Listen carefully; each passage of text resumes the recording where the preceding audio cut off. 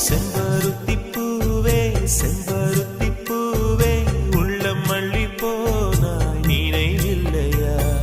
கண்கள் அறியாமல் கனவுக்குள் வந்தாய் மனசுக்குள் நுழைந்தாய் நினைவில்லையா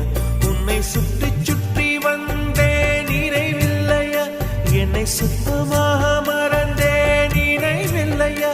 அதை சொல்லத்தான் நினைக்கின்றேன் நான் சொல்லாமல் தவிக்கின்றேன்